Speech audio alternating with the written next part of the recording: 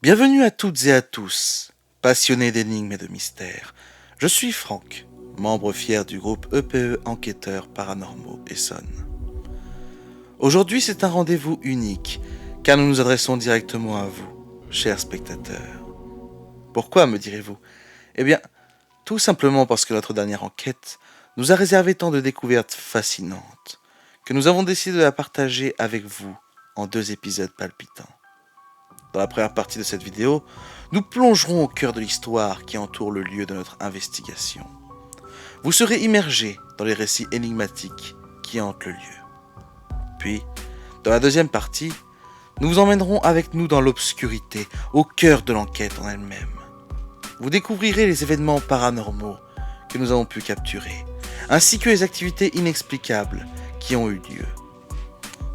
Avant de nous aventurer dans cette aventure incroyable, nous tenons à vous remercier du fond du cœur pour avoir répondu à votre curiosité en cliquant sur cette vidéo. Nous espérons sincèrement que vous apprécierez notre travail et que vous serez aussi captivés que nous l'avons été. Alors, sans plus attendre, laissez-moi vous présenter le lieu mystérieux qui est au centre de notre enquête, le château du Max.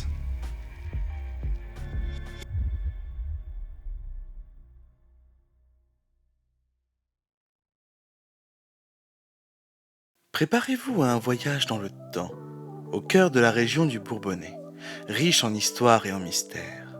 Le château du Max, qui se dresse majestueusement dans ce pays légendaire, est le témoin silencieux de siècles de légendes et d'histoires. Le nom même de cette région, le Bourbonnais, trouve ses racines dans la préhistoire, évoquant Borvo, le dieu gaulois guérisseur de l'eau. Dans l'Antiquité, elle était le territoire de 3 peuples gaulois majeurs, les Bituriges Cubi, les Arvernes et les Éduins. Le château du Max, quant à lui, a été érigé sur les vestiges d'un fort gallo-romain où l'histoire se mélange au mystère. Au Xe siècle, la première maison de Bourbon a vu le jour, marquant le début d'une lignée prestigieuse. La seconde maison a été fondée par le seigneur Archambaud VIII. Les fondateurs du château, Jean et Nicolas du Max, ont renoncé à leurs droits sur la justice du Teil en 1230, ainsi qu'à l'usage de la forêt de Vacheresse et du bois des Colettes. Archambaud VIII de Bourbon, surnommé le Grand, fils de Guy II de Dampierre et de Mathilde Ier de Bourbon, a marqué son époque rôle crucial jusqu'à sa mort en 1242 à la bataille de Taillebourg. Les fondations du château du Max remontent au XIIIe siècle, mais son apparence actuelle reflète l'élégance du XVe. Le majestueux porche qui autrefois servait de pont-levis, les douves qui encerclent le château, la tour imposante ainsi que les tours légères, les archères et les échauguettes vous plongent dans une époque révolue.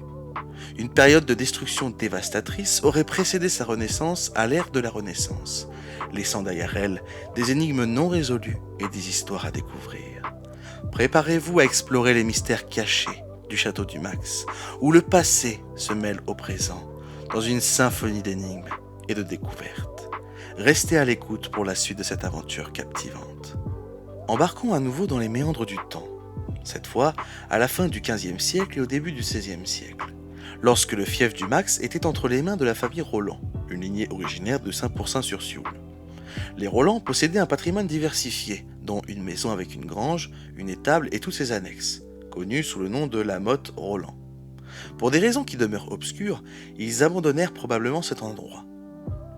Selon Dom Bétancourt, Pierre Roland, un bourgeois de Saint-Pourçain-sur-Sioule, avait déjà acquis des droits féodaux à la Féline, au Teil et à Treban, dès 1406. Les Roland, par leur persévérance et leur dévouement, réussirent à gagner la faveur de la cour des ducs de Bourbon. L'un d'entre eux s'installa en Berry et devint le médecin du duc Jean Ier. À l'origine issue de la bourgeoisie, les Roland parvinrent à l'anoblissement vers 1470, grâce à leurs services et charges dédiés à la cour. Martin Roland, qui était devenu maître des requêtes à l'hôtel de la duchesse de Bourbon, au tournant du XVIe siècle, prit alors le titre d'écuyer. À cette époque, les 2 frères Gilbert et Martin Roland se tournèrent vers les finances royales, devenant les percepteurs des aides et tailles du Bourbonnais et du Berry. Gilbert s'occupa de la recette du Bourbonnais, tandis que Martin s'occupa de celle du Berry. Cependant, ils échangèrent régulièrement leurs rôles. Il semblait que Gilbert était tout à fait capable de gérer seul les 2 recettes, Martin n'ayant que des connaissances rudimentaires en la matière. En réalité, les deux frères avaient convenu que Gilbert serait le gestionnaire de ces deux recettes, Martin servant presque de prête-nom. Puisque Gilbert ne pouvait être présent en deux endroits simultanément, il désigna un délégué à Moulins, un commis, une sorte de fondé de pouvoir du nom d'Étienne Roy, également originaire de Saint-Pourçain-sur-Sioule. Ce système fonctionna de manière efficace pendant plusieurs années, mais les secrets qu'il renferme demeurent encore à découvrir. Martin Rolland, originaire de Paris, a épousé Charlotte Delacroix, une femme issue d'une famille aisée, dont la dot était composée de 800 écus d'or et d'une maison appelée l'Image Saint-Jean. Le père de Charlotte, Jean Delacroix, avait laissé à ses 5 enfants un héritage considérable de 20 242 livres parisiennes en biens mobiliers à sa mort en 1492. Mais les ennuis ont commencé à surgir. Martin Rolland aurait vendu la maison parisienne de sa femme, l'Image Saint-Jean, qui lui avait été donnée en dot, et aurait utilisé les fonds ainsi que l'argent hérité de son beau-père pour acheter la seigneurie du Max, située dans la paroisse du Teil. L'union de Martin et Charlotte fut marquée par la naissance des 3 enfants, Jacques, Catherine et Jeanne. Cependant, leur bonheur fut entaché par la mort de Charlotte, en 1506. Après le décès de leur mère, Jeanne fut mariée à Louis d'Annecy, seigneur du Plessis, tandis que Catherine épousa Adam Beaupeigne, écuyer, seigneur du Plessis. En 1508, un tournant tragique survint lorsque Étienne Roy, le commis de Gilbert Rolland, s'enfuit vers Paris avec la caisse remplie de plusieurs grandes sommes de deniers. Les receveurs étaient personnellement responsables devant le Trésor royal, et la ruine semblait imminente, le déficit s'élevant à près de 9000 livres, une somme astronomique à l'époque. Gilbert Rolland se lança dans une quête acharnée pour retrouver Étienne Roy. Malgré de nombreuses lettres de témoignages obtenues contre lui, la justice ne parvint pas à l'arrêter. En fin de compte, par lettre patente donnée à Milan le 25 juillet 1509, le roi Louis XII ordonna la saisie des biens et un huissier nommé André Larcher fut chargé d'inventorier la fortune de Martin, dispersée entre Moulins, Saint-Pourçain-sur-Sioule et le Teil. Lorsque l'huissier se rendit au château du Max, situé dans la paroisse du Teil, il fut accueilli par le fils de Martin, Jacques Rolland. Apparemment, des précautions auraient été prises pour cacher les biens, car le château était complètement vide. Tout ce que l'huissier trouva fut 4 plongeons de seigle, qu'il fit transporter à Moulins, où ils furent ultérieurement vendus pour 50 livres. Malgré les tentatives de Martin pour dissimuler la possession de rentes à Moulins et dans la région de Saint-Pourçain-sur-Sioule, cela ne tarda pas à être découvert, et de nouvelles interventions eurent lieu en 1511. Jacques Rolland, le fils de Martin, ainsi que sa sœur Jeanne et son mari, formulèrent régulièrement des oppositions et des contestations, mais cela ne fit que gagner du temps. Finalement, le 2 mars 1528, la Cour des aides de Paris déclara Jacques de Gouzol adjudicateur de la terre du Max et des biens saisis pour la somme de 7 674 livres et 12 sols tournois. Entre la saisie initiale en octobre 1509 et cette adjudication en mars 1528, près de 19 années tumultueuses s'étaient écoulées, mettant en lumière la complexité de la justice de l'époque. Cette histoire fascinante nous rappelle que les intrigues et les énigmes du passé sont aussi intrigantes que celles d'aujourd'hui, mais même si la roue de la justice tourne plus rapidement de nos jours. La lignée des Gouzol trouve ses origines à Gouzol, dans la sénéchaussée d'Auvergne aux abords du Bourbonnais. Les Gouzol se sont établis en partie dans le Bourbonnais, plus précisément dans la châtellenie de Verneuil, en 1409. Antoine de Gouzol servait en tant que receveur de cette châtellenie pour le duc de Bourbon. Ses descendants ont ensuite élu domicile à Boucherolles, dans la paroisse de Treban. En 1528, Jacques de Gouzol et son épouse, Charlotte de Senneterre, s'installèrent dans le domaine du Max. Et ils étaient tellement attachés à ce château que celui-ci était souvent appelé le Mas de Gouzol. Jacques de Gouzol a laissé des traces jusqu'en 1560, date à laquelle il a mystérieusement disparu. L'histoire raconte qu'un soir, en rentrant au château, il aperçut une fente à gauche du portail, près du pont-levis du bâtiment du Châtelet, d'où jaillissait une mystérieuse lumière.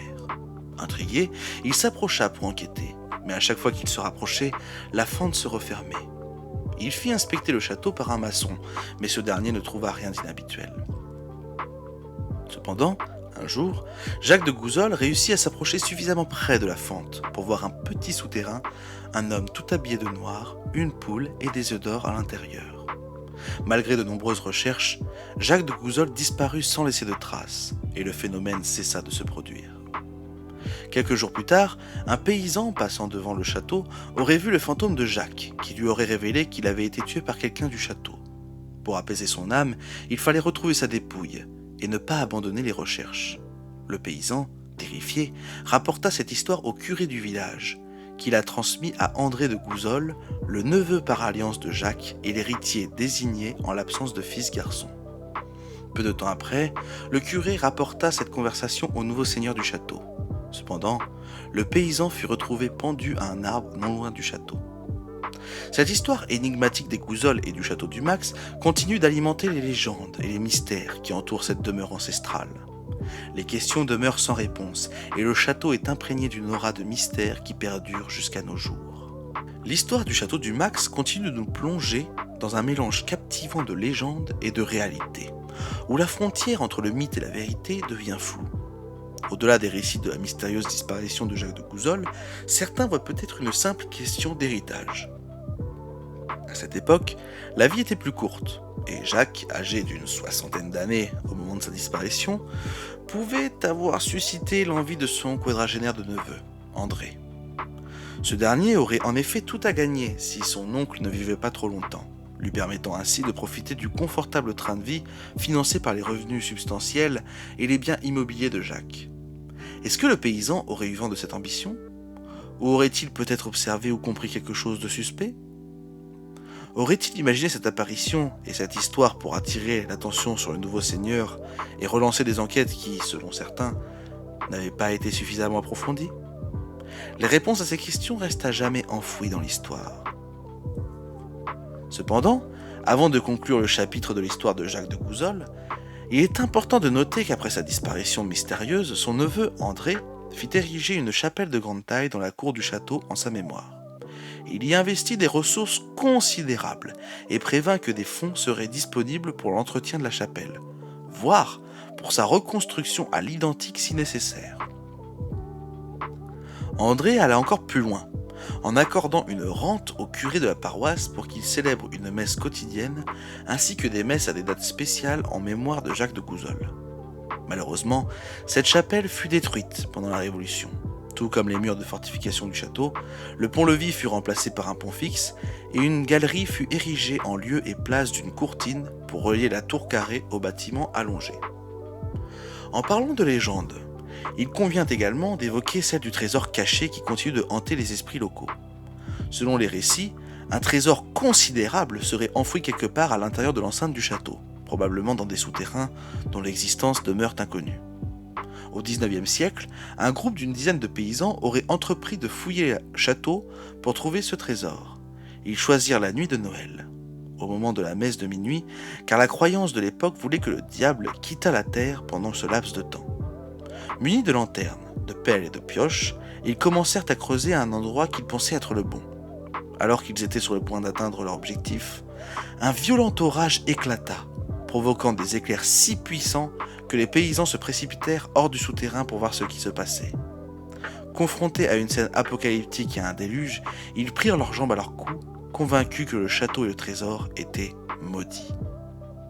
Maintenant que vous êtes familier avec toutes ces légendes qui entourent le château, revenons à l'histoire. Après la dynastie des Gouzol, les Montgeorges prirent possession du château et de ses terres en 1663, lorsque Gilbert Golemin de Montgeorges en fit l'acquisition. Ami du roi Louis XIII, Gilbert Golemin était un homme remarquablement érudit. Il parlait plusieurs langues, dont le turc, l'arabe et le persan, et maîtrisait le grec, le latin, l'hébreu, ainsi que le français. Il défendit ardemment Mazarin pendant la Fronde, s'exhibant aux côtés de ses conquêtes féminines, ce qui choqua bien des contemporains. Sa conception peu conventionnelle du mariage donna naissance au terme « mariage à la Golemin ». Gilbert Golemin fut un homme de lettres prolifique, écrivant de nombreux ouvrages. Il occupa également des postes de prestige, tels que lieutenant criminel, avocat général au Grand Conseil, doyen des maîtres des requêtes, conseiller d'État et bien plus encore. Ainsi se poursuit l'histoire du château du Max, un lieu où la réalité et la légende se mêlent pour créer une toile fascinante qui perdure jusqu'à nos jours. L'histoire du château du Max se poursuit avec Gilbert Golemin II, un homme dont l'influence et la bravoure ont marqué son époque. Tout comme son père, il était un habitué de la cour, notamment sous le règne du roi Louis XIV. Gilbert Golemin II hérita de nombreux traits de caractère de son père, notamment sa hardiesse, sa bravoure et sa détermination. En tant que capitaine des gardes françaises, il se révéla être un soldat vaillant destiné à un brillant avenir. Il mena des charges audacieuses à Neerwinden contre Guillaume d'Orange. Des actions si intrépides que ce dernier s'exclama « Oh, la nation insolente !» Son allure noble, son charisme et même le parfum de scandale qui l'entourait ne laissèrent pas les femmes indifférentes. Cependant, sa rencontre avec Angélique Tiquet, une femme au tempérament difficile, allait changer le cours de sa vie, donnant naissance à une histoire d'amour qui déchaîna les passions et se termina de manière tragique. Angélique Tiquet, née Angélique Nicole Carlier à Metz, était la fille de Pierre Carlier, un riche imprimeur libraire qui avait épousé en 1652 Geneviève Picot, veuve de Louis Vitré. En 1653, le roi Louis XIV nomma Pierre Carlier correcteur des comptes et le chargea de missions diplomatiques et militaires. La mère d'Angélique décéda prématurément, laissant la jeune fille et son frère cadet, Philippe, orphelins, mais également héritiers d'importantes sommes d'argent. Angélique, par sa beauté incroyable, sa grâce, son esprit vif et son intelligence, captiva littéralement tous les hommes qui croisaient son chemin. On disait d'elle qu'elle était incroyablement belle, gracieuse, spirituelle et intelligente. Les prétendants accouraient de partout pour tenter de la séduire, et Angélique était émerveillée de l'empressement qu'elle suscitait chez les hommes. Lorsque Gilbert Golemin II croisa le chemin d'Angélique, ce fut le coup de foudre. Toutefois, leur histoire d'amour, aussi passionnée soit-elle, connut une fin tragique. Les détails de leur destinée sont à la fois captivants et empreints de drame, marquant ainsi une autre page de l'histoire riche et complexe du château du Max. L'histoire d'Angélique et de Claude Tiquet prend une tournure dramatique alors que les problèmes financiers de Claude jettent de l'ombre sur leur mariage. Les premières années de leur union sont relativement paisibles, avec la naissance de 2 enfants, une fille et un garçon. Cependant, la situation se détériore rapidement à mesure que Claude Tiquet révèle sa véritable situation financière à sa jeune épouse. Il s'avère qu'il n'est pas aussi riche qu'elle le croyait, ayant dépensé une grande partie de sa fortune pour la séduire. Angélique, habituée au luxe, est déçue par cette révélation. Dans ce contexte tendu, Angélique se rapproche de Gilbert Golemin II, comte de Montgeorges, capitaine des gardes du roi et ami de son frère. Une idylle naît entre eux, tandis que les créanciers de Claude Tiquet se rapprochent de plus en plus. Pour protéger sa propre fortune, Angélique demande une séparation de biens. Claude Tiquet, informé des infidélités de sa femme, tente de la faire enfermer, mais n'y parvient pas. Il obtient finalement une séparation de biens par le Châtelet. Malgré la séparation de biens, le couple continue de vivre sous le même toit, chacun dans ses appartements. Leur relation se détériore encore davantage, marquée par les reproches constants de Claude envers Angélique. Cette dernière ressent une profonde aversion envers son mari et se sent prisonnière de sa propre maison, privée de liberté. Certains prétendront plus tard, lors de son procès, qu'elle aurait envisagé un plan pour se débarrasser de son mari et recouvrer son indépendance. Selon ces allégations, elle aurait eu un complice en la personne de son portier Jacques Mourat, peut-être séduit par de l'argent ou d'autres faveurs. Le portier aurait ensuite sollicité l'aide d'Auguste Catelin, un professionnel pour exécuter le plan. Cependant, au dernier moment, Angélique aurait renoncé et aurait généreusement récompensé ses complices pour qu'ils gardent le silence. Claude Tiquet, ignorant tout de cette tentative, continue de maltraiter sa femme. Il congédie le portier, Jacques Mourat, et tente de surveiller les allées et venues d'Angélique. Mais ses efforts sont vains. La haine grandissante d'Angélique envers son mari la pousse à élaborer un plan pour l'empoisonner.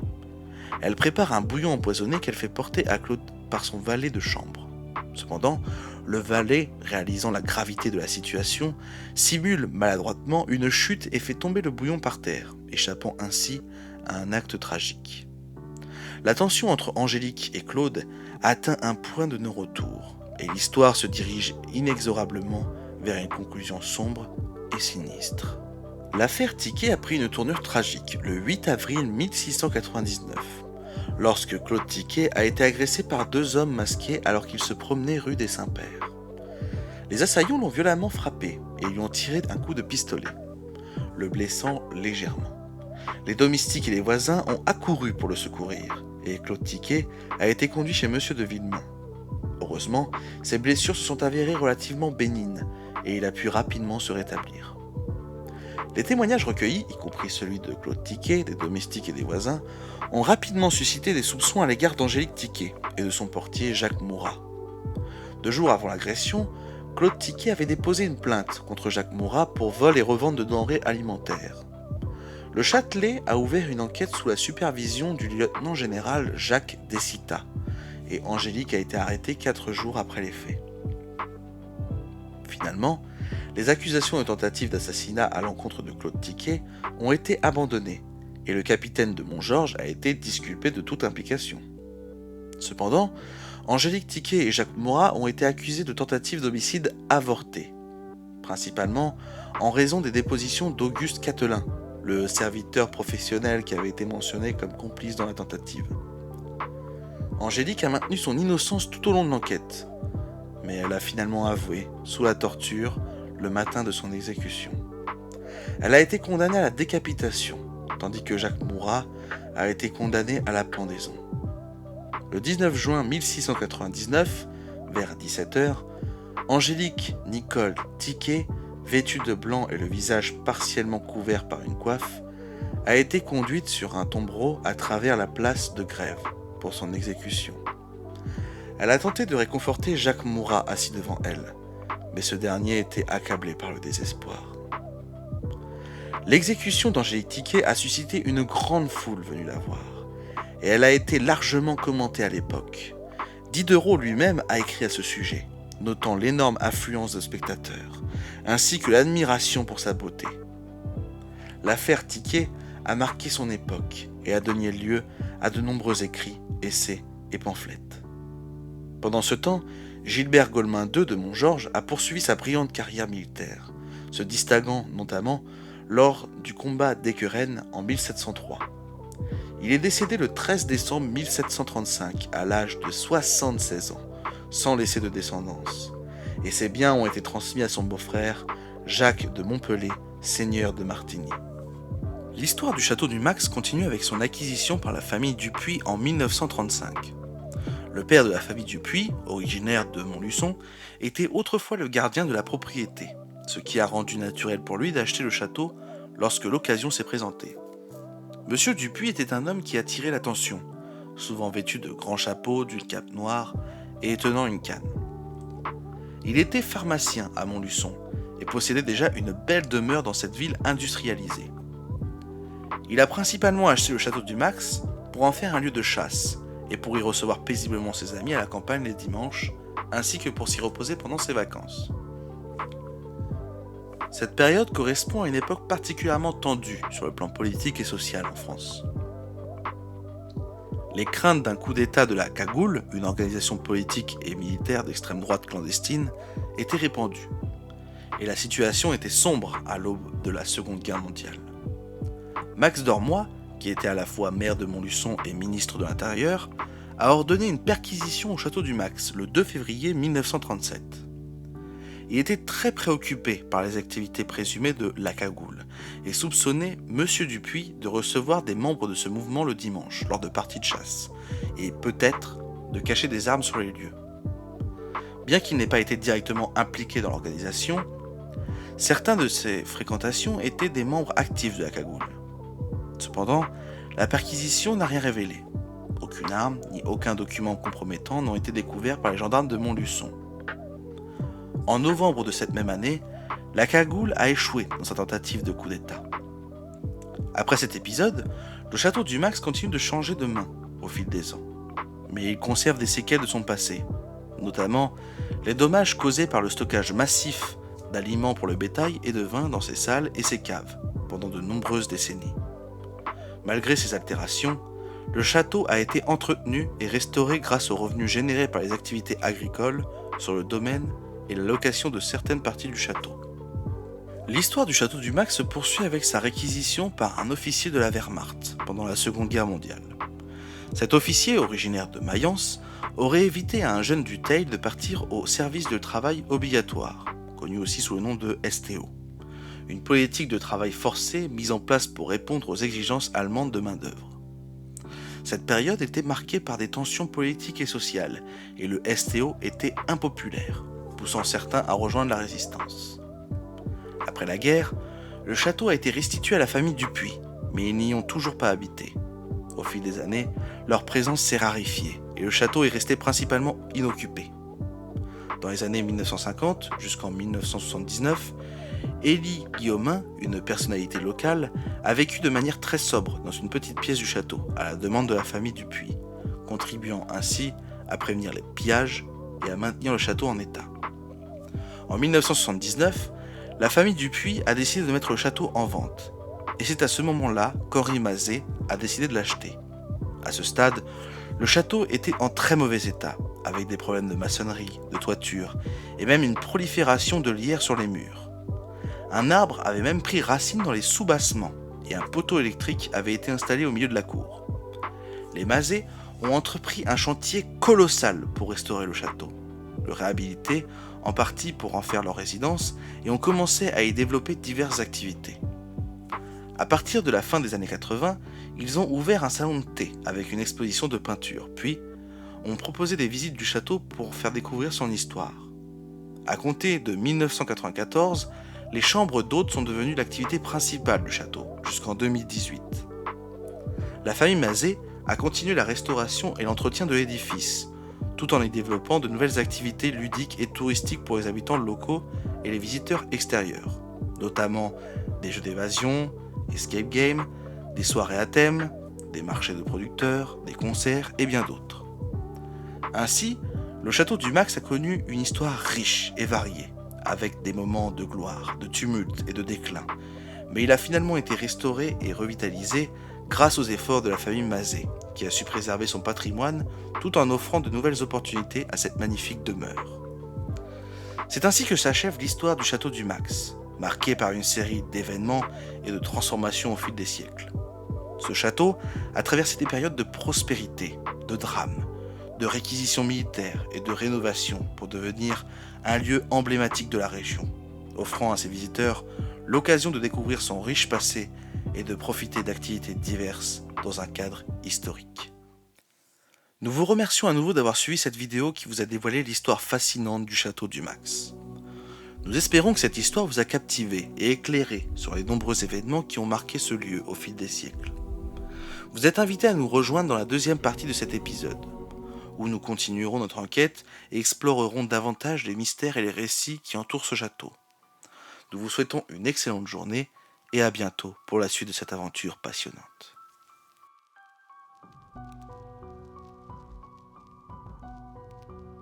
Et si vous êtes près de moi, si oui, bah parlez-moi. Moi, vous ne m'effrayez pas, donc ça sert à rien d'avoir peur de moi. N'hésitez pas à me parler. Pas compris. Bah parlez.